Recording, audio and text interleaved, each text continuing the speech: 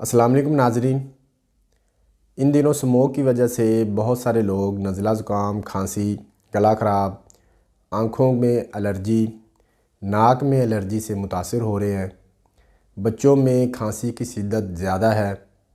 एक तो वजह सर्दी है, दूसरी वजह स्मोक है। बच्चे और बूढ़े ज़्यादा मुतासिर हो रहे हैं। बच्चों में बार बार नज़ला ज़ुकाम, खांसी और गला ख़राब की शिकायत सामने आ रही है। तो आज की इस वीडियो में मैं बताऊंगा कि स्मोक क्या चीज़ है, इसके इंसानी सेहत पर क्या असरात हैं और हमें बाहर निकलते वक्त, सफ़र करते वक्त किन एहतियाती तदाबीर पर अमल करना चाहिए ताकि स्मोक के जो बुरे असरात हैं हम उनसे बच सकें। तो वीडियो शुरू करने से पहले मेरी आपसे रिक्वेस्ट है कि अगर आपने मेरा चैनल सब्सक्राइब नहीं किया हुआ तो इसे सब्सक्राइब कर लें, साथ में बेल के आइकन को प्रेस करें ताकि मेरी हेल्थ से रिलेटेड जो वीडियोज़ हैं वो आपको मिलती रहें। नाज़रीन, पिछले चंद सालों से स्मोक एज़ आ न्यू सीज़न हमारे सामने आ रही है। पाकिस्तान में लाहौर और कराची में स्मोक ज़्यादा देखी जाती है।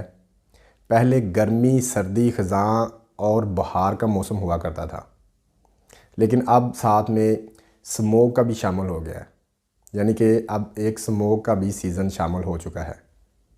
स्मोक बेसिकली धुंध और धुएँ से मुख्तलिफ है। ये धुंध और जो धुआं है दोनों के फोटोकेमिकल रिएक्शन से दोनों के आपस में मिलने से बनती है। कारों का धुआं, बसों का धुआं, इंडस्ट्री का धुआं जो निकलता है ये फोग के साथ मिलकर, यानी कि धुआं और धुंध जो है ये आपस में मिलकर स्मोक बनाते हैं। जिन लोगों ने रोज़ाना बाहर सफ़र करना होता है, ऐसे अफराद जिनको किसी किस्म का कोई सांस का प्रॉब्लम नहीं है, कोई फेफड़ों की बीमारी नहीं है, दमे वगैरह का कोई मसला नहीं है, स्मोक उनके लिए भी मसले का बायस बनती है।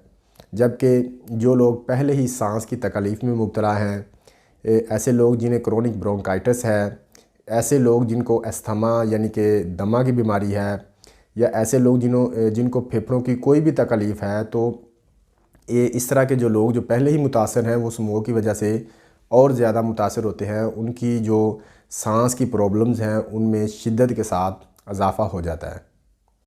स्मोक जब आँखों को टकराती है तो आँखों के अंदर सुर्खी पैदा करती है, आँखों से पानी आना शुरू हो जाता है, आँखों में इरिटेशन, एलर्जी होना शुरू हो जाती है।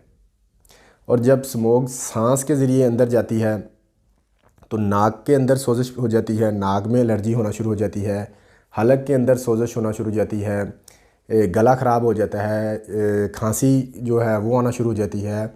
इसके अलावा जब ये लंग्स के अंदर नीचे चली जाती है तो लंग्स के अंदर भी सोजिश का अमल शुरू हो जाता है और बाज़ औक़ात सांस की जो नालियाँ हैं उनमें तंगी भी आ जाती है। स्मोक के दिनों छोटे बच्चों और बूढ़े लोगों को ज़्यादा एहतियात की ज़रूरत होती है। कुछ एहतियाती तदाबीर हैं, उन पर अमल करके आप स्मोक के बुरे असरात से महफूज रह सकते हैं। तो सबसे पहली बात कि घरों की खिड़कियों को बंद रखें, ऑफ़िस की खिड़कियों को बंद रखें, गाड़ी में सफ़र करते वक्त शीशे बंद रखें, पैदल या बाइक पर सफ़र करते वक्त मास्क का इस्तेमाल करें ताकि स्मोक सांस के साथ अंदर ना जा सके। आँखों को कवर करने के लिए ग्लासेस का इस्तेमाल करें। अगर किसी सूरत या स्मोक की वजह से आँखों में इरिटेशन शुरू हो चुकी हो तो आपको चाहिए कि आँखों को बार बार पानी के साथ धोएं। गले को साफ़ करने के लिए कुली करें, गरारे करें ताकि हल्क जो है वो साफ़ हो जाए। नाक को अच्छी तरह साफ़ करें ताकि स्मोक आपके जिस्म के अंदर कम से कम जाए। आखिरी बात ये कि सफ़र करते वक्त मास्क का इस्तेमाल करना है, ग्लासेस का इस्तेमाल करना है। सिर्फ़ ज़रूरी काम के लिए बाहर जाएं। जो लोग वॉक करने के लिए या बाहर किसी पार्क में वर्जिश के लिए जाते हैं उनको चाहिए कि वो स्मोक के दिनों घर में ही रहकर घर में ही वर्जिश कर लिया करें तो बेहतर है। ये थी मेरी आज की छोटी सी एक वीडियो। अगर आपको अच्छी लगे तो इसे लाइक और शेयर ज़रूर कीजिएगा।